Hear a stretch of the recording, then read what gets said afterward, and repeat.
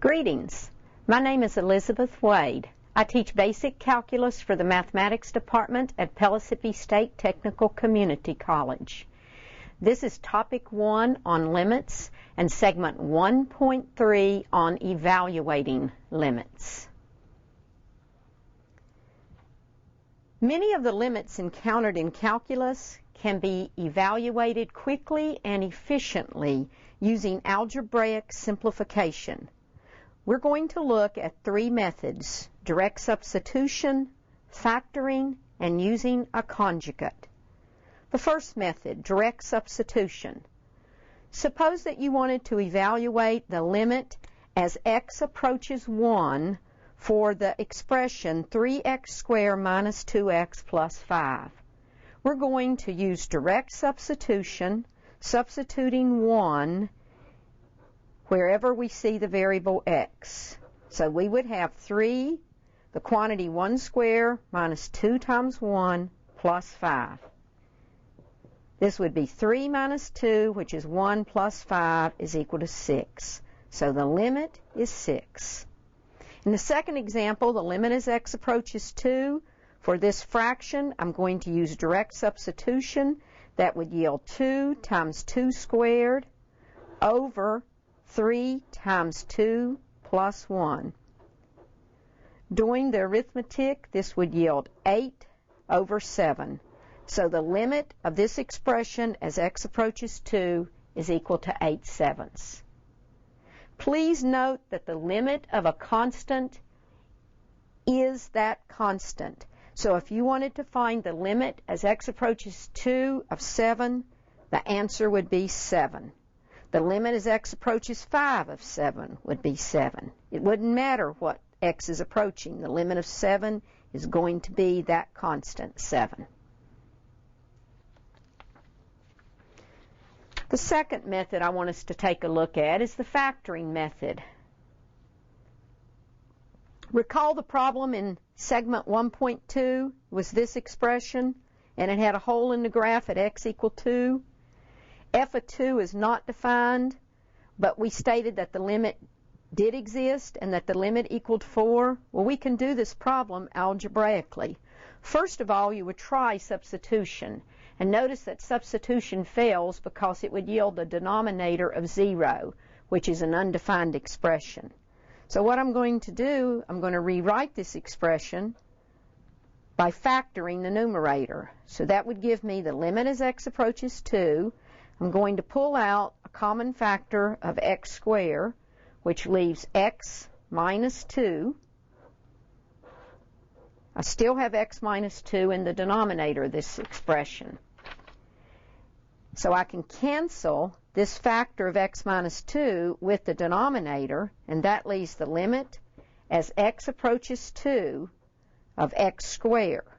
Now I use substitution, which would give me 2 squared, which is equal to 4. So the limit is 4, which agrees with our previous work. In the second example, find the limit as x approaches negative 3. Again, notice that direct substitution, which you will always try first, fails because the denominator would be 0. So I'm going to rewrite this problem by factoring the numerator. This numerator would factor by reversing the FOIL method, x plus 3, x minus 2. Then I'm going to cancel the factor in the numerator of x plus 3 with this denominator. And so that leaves the limit as x approaches negative 3 of x minus 2. Now I can use direct substitution.